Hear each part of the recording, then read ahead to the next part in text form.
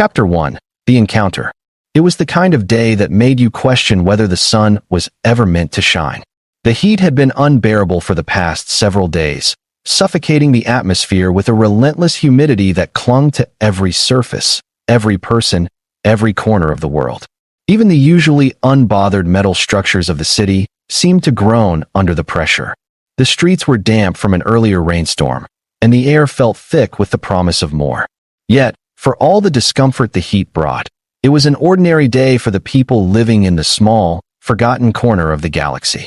Ordinary until he saw her.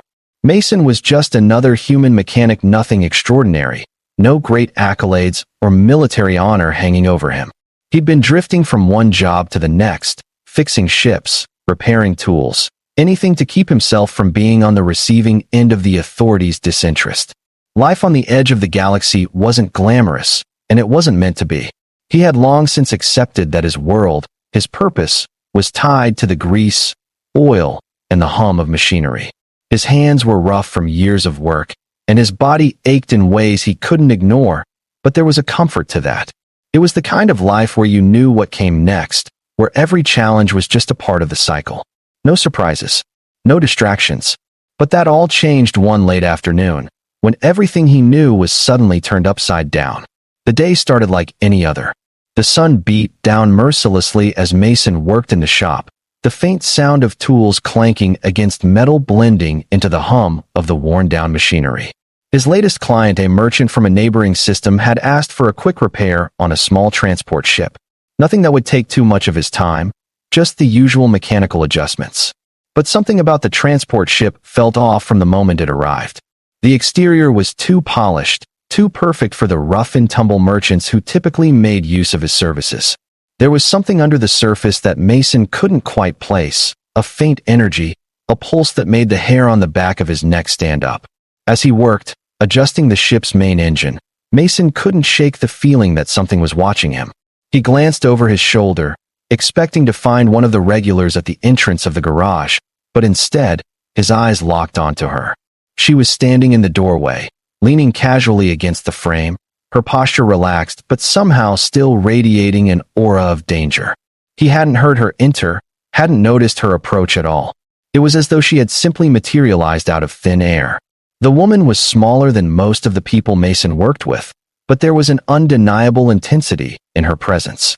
She was dressed in practical, tight-fitting gear, the kind worn by mercenaries, soldiers, or anyone else who lived life on the edge.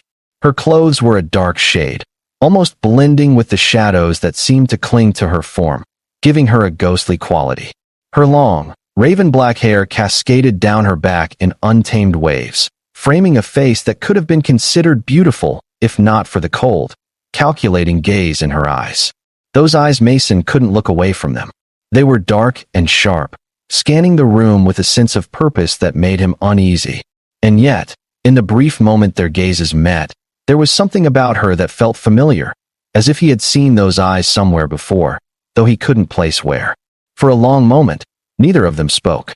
The silence between them felt oppressive, heavy with unspoken tension. Then, with a small, almost imperceptible smile, the woman spoke. "You're Mason, the mechanic, yes?" Her voice was smooth, calm, and strangely soothing, but there was an edge to it, like a blade wrapped in velvet. Mason straightened, wiping his hands on a rag as he cleared his throat. "That's me. Can I help you with something?" The woman pushed herself off the doorframe and stepped into the workshop, her boots making little sound on the metal floor. Every movement she made was precise, calculated, as though she was aware of every inch of space around her. There was a grace to her, like the kind he had seen in the most disciplined fighters, but it wasn't the kind of grace that felt peaceful. No, this was the kind of grace that spoke of a deadly confidence, of someone who had killed more times than they could count. "I'm in need of your expertise," she said, her gaze flicking to the ship he had been working on. She wasn't asking, it was more of a statement. "This ship. I need it fixed. Quickly." Mason frowned. The ship was almost done, but the request was odd. Most clients didn't just waltz in and give orders without so much as a greeting, especially not ones that looked like they might have just stepped off a battlefield. But there was something about her that intrigued him. He had been working in this small corner of the galaxy long enough to recognize a potential opportunity when he saw one. "Well, you've got good timing," Mason said, wiping his hands on his jumpsuit. "The engine's just about ready to go." "What exactly is the issue?" She didn't respond right away, instead glancing around the shop, her eyes scanning the walls, the shelves, the tools. She moved with the kind of assurance that only came from being in places like this before. She wasn't looking at the tools, though, or the parts. She was sizing up Mason, reading him in a way that made him uneasy. He could feel her gaze like a weight pressing on him, a pressure building behind his ribs. "Nothing for you to worry about," she finally said, her voice colder now. "I just need the ship to be ready to move within the hour."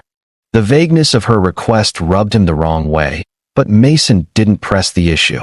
He'd met enough dangerous people in his time to know that curiosity could be a fatal flaw. "All right, I'll wrap things up here," he said, gesturing toward the ship. "Give me a minute, and you'll be good to go." But just as he began to turn back to the engine, he heard the sound of footsteps approaching, quick and quiet. A soft thud of boots hitting the floor. Before he could react, the woman was standing next to him, her movement so fluid and fast that he didn't have time to register it.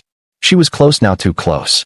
Her scent, a mix of something exotic and clean, filled his nostrils, making him momentarily dizzy. "You should know," she said softly, almost as though speaking to herself. "I am not someone who is easily forgotten. If you help me, you might want to be cautious about the people who come looking for me later." The words sent a chill down Mason's spine. He glanced at her, meeting her eyes for the first time since she had entered, and for the briefest of moments, he saw something flicker in them. There was a kind of darkness there, an empty void that spoke of a past she wasn't willing to share. "I don't know what you're talking about," Mason said, his voice carefully neutral. He had no desire to pry into her life. He just wanted to finish the job and get paid. Simple.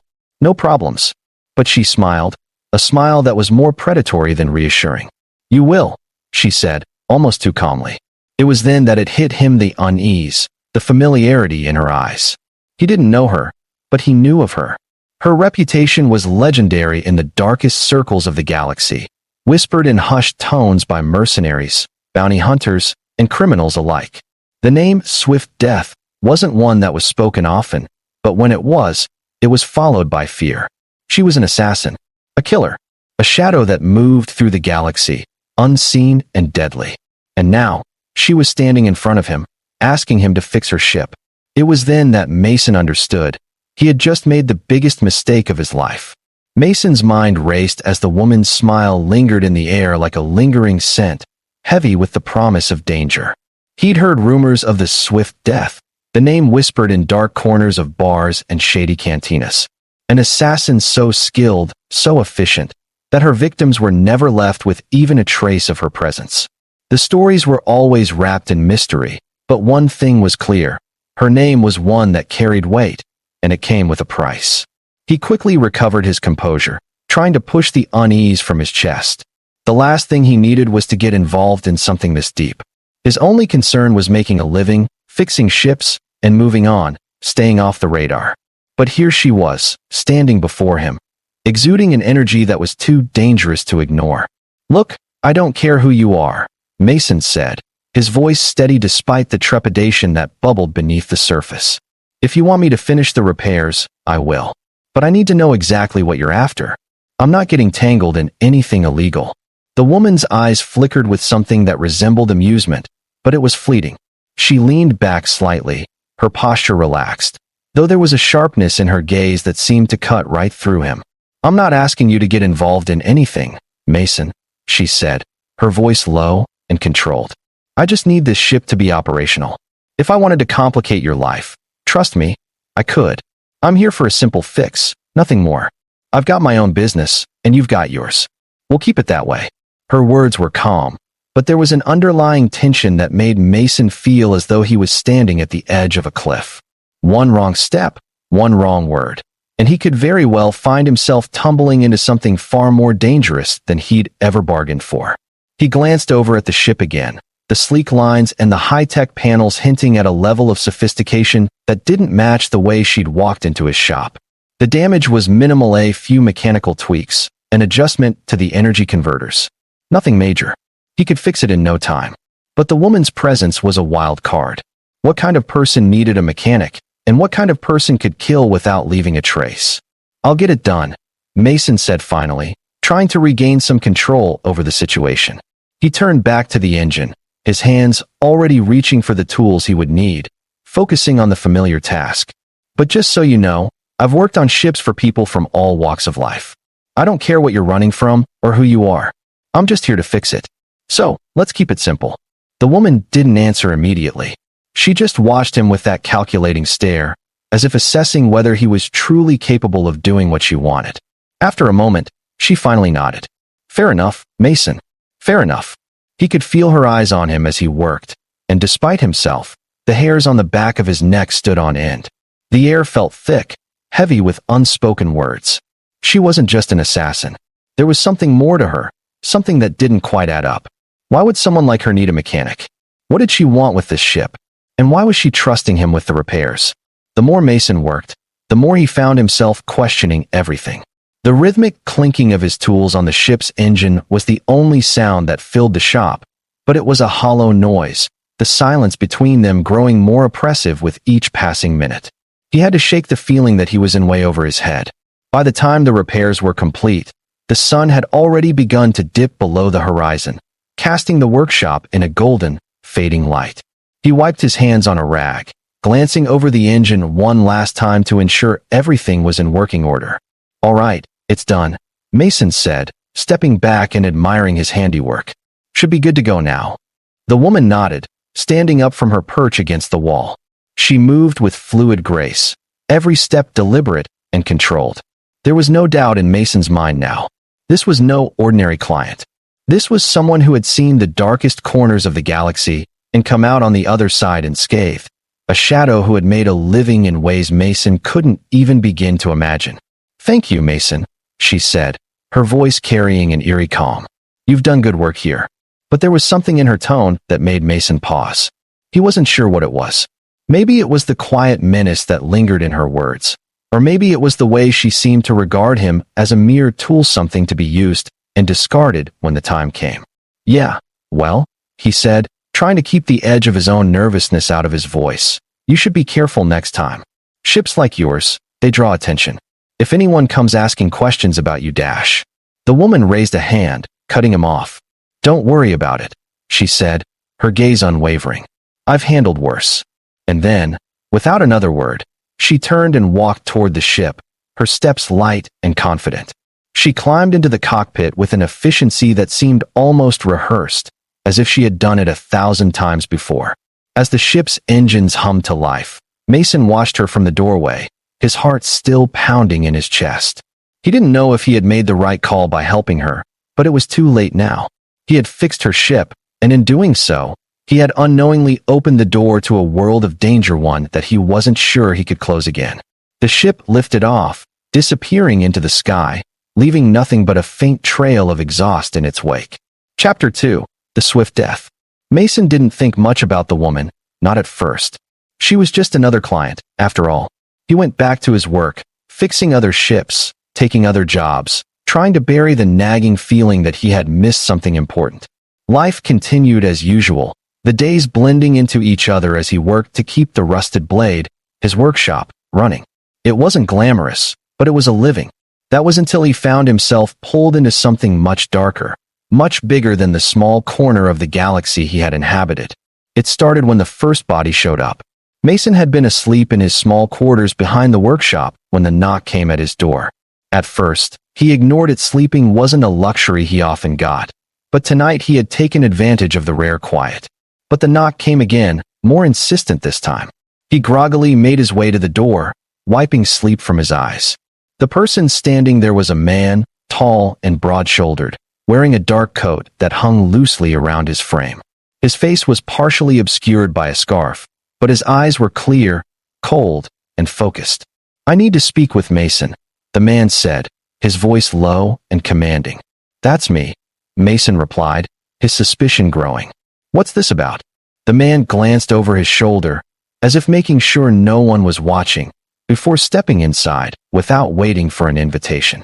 I've been tracking someone, the man said, his voice dropping even lower. An assassin, known as the Swift Death. Mason's stomach twisted. That name, the same name the woman had whispered to him in the shop, the same name he had tried to forget, was now before him, once again. "What do you want with me?" Mason asked, a mix of fear and confusion bubbling to the surface. "I don't know anything about her." The man's gaze hardened. "You don't? Because your name came up in her trail. She was here, and we need to find her." Suddenly, everything clicked. The woman wasn't just any assassin, she was a target now, and Mason was unknowingly caught in the web of a much larger conflict. The storm that had begun with her arrival was just beginning, and Mason had no choice but to ride it out. The man's presence in the small quarters of Mason's workshop was suffocating. The air, once thick with the scent of oil and metal, now felt colder, the tension growing with every passing second. Mason could feel his pulse quicken as the man stepped deeper into the room, his eyes scanning every corner as if expecting something or someone to jump out at him. Mason tried to steady his breath, the information the stranger had just revealed hitting him harder than any blow could. The name Swift Death rang in his ears, and for the first time since the woman had left, a sense of real danger settled over him. He had helped an assassin, someone with a reputation for eliminating people without leaving a trace.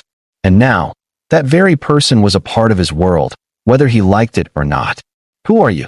Mason asked, his voice shaky, betraying his nervousness. The man didn't respond immediately. Instead, he pulled a small device from his pocket, pressing a button that lit up the small screen. "I work for a special unit," the man finally said, his voice cold and matter-of-fact.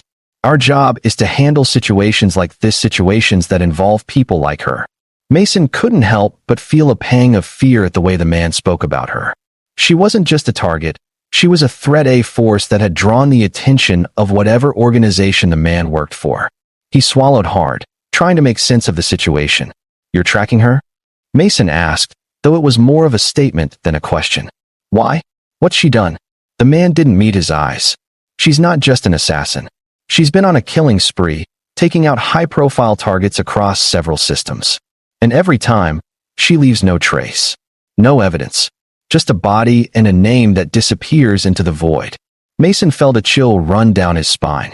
The way the man spoke, so clinical, so detached, made it clear that this wasn't just an ordinary job. This was something bigger, something far more dangerous than Mason had ever anticipated. "She's been on my ship," Mason said, his voice barely above a whisper, as if the very words would summon her back. He ran a hand through his hair, trying to keep his thoughts clear. "She asked me to repair her ship. I didn't know who she was. She told me nothing, just paid me to fix it. I swear I didn't dash." The man cut him off with a sharp glance. "Doesn't matter what you knew. She's already involved you. And that makes you a liability." Mason's heart pounded in his chest. A liability. He had no idea what he was about to get involved in, but he was in deep now. Whether he liked it or not, he was inextricably tied to the woman, and whatever happened next could be dangerous for him, too. "I just did the job," Mason protested, his voice rising with frustration. "I didn't ask for any of this. She didn't tell me who she was. She didn't dash. And she didn't have to." The man interrupted, his tone cold and final. "She doesn't leave a trail? But you're the one who saw her. The one who touched the ship she used. You're already marked, Mason." The weight of the words settled on Mason's shoulders like a boulder. He had unknowingly crossed a line. He had helped someone who was beyond the reach of the law, someone whose very existence was a threat to systems across the galaxy. And now, it seemed there was no escaping the consequences. The man stepped closer to him, his eyes narrowing. "We need to find her before she disappears again. If you've seen anything, any sign, anything at all that could help us track her down, you need to tell me. This is your only chance to make things right. If you don't cooperate." Mason's mind raced. He had no idea how he could help track down the woman. He barely knew anything about her except for the cold, calculated air that had surrounded her. He had no idea who she was running from or why she had even chosen his shop to make repairs. "I don't know anything more than what I told you," Mason said, his voice a little more steady now. He crossed his arms, his own frustration starting to show. "She came, I fixed the ship, and then she left. There's nothing more to it." The man's gaze remained unyielding, his eyes focused on Mason like a predator watching its prey. "You don't understand. You've seen her. You've seen the ship. That's more than enough to make you a target." A target. The word echoed in Mason's mind, and for the first time since the woman had walked into his shop, he understood the full weight of his actions. This wasn't just a bad choice. This was a choice that could lead to his death if he wasn't careful. And yet, as much as he wanted to distance himself from the woman, as much as he wanted to walk away from the entire situation, there was something else in the back of his mind that nagged at him, the curiosity. What had brought her to him? Why had she trusted him? Or perhaps, why had she allowed him to help? He had no answers, and the unknown weighed heavily on him. I don't know anything more, Mason repeated, though it sounded less convincing the second time. He was lying, but he couldn't tell the man that. He couldn't admit that the woman had left an impression on him, one that he couldn't shake, no matter how much he wanted to. The man stared at him for a long moment, measuring him, and then nodded once, sharply. Fine. If you remember anything else, you know where to find me. With that, he turned and walked toward the door. Mason's throat felt tight as the man opened it, but before he left, he turned back with a final warning. Don't try to run, Mason. People like you don't escape people like her. You don't escape people like me. You can either help us now, or you can become part of the problem. And then he was gone. Mason stood there, frozen for a long moment. His mind was spinning, his thoughts tangled in confusion and fear. He had just unwittingly become a part of something far bigger than himself. And the woman, the assassin, was at the heart of it all. Chapter 3: The Hunter and the Hunted. The days that followed felt like a haze. Mason tried to shake the encounter from his mind, but it clung to him like a shadow. The man's warning echoed in his thoughts constantly, and he couldn't shake the image of the woman, the swift death standing before him. He had no idea what to do next. He could feel the tension building around him, thickening in the air like a storm cloud waiting to burst. Mason went about his work, trying to keep his mind occupied, but everything reminded him of the encounter.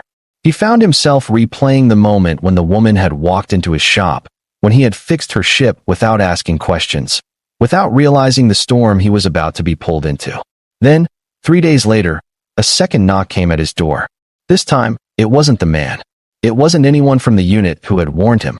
No, this time it was her. The moment he opened the door, the woman was standing there, her figure framed by the dim light from outside. She was calm, collected, as though nothing had happened, as though they hadn't just exchanged words with life-altering consequences. And she was smiling. Mason stood frozen at the doorway, his breath caught in his throat.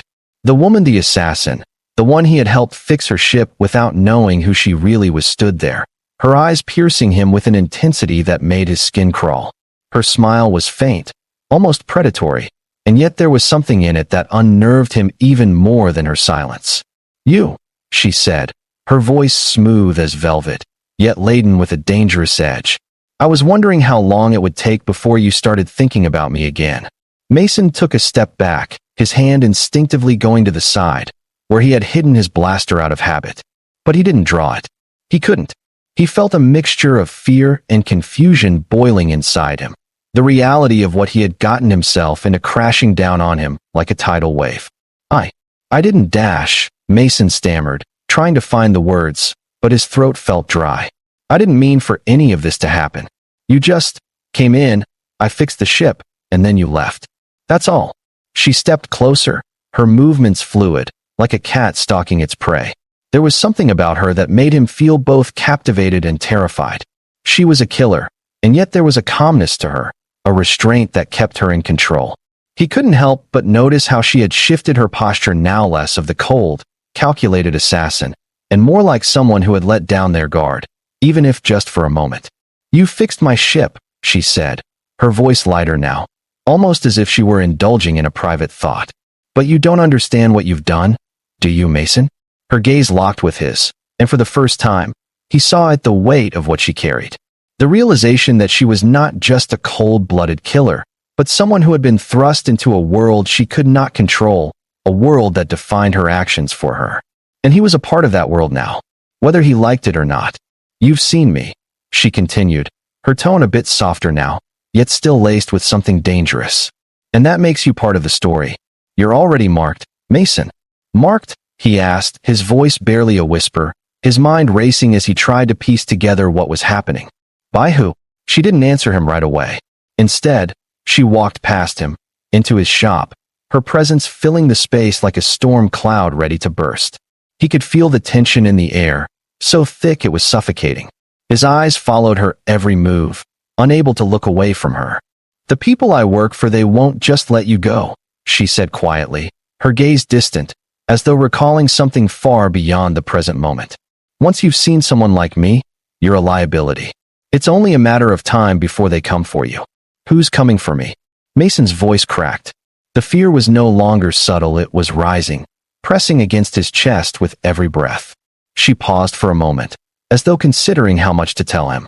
Then she turned to face him fully, her eyes steady and unreadable. "The people who want me dead. The people who control the galaxy's shadows. They're called the Wardens, Mason, and they're relentless.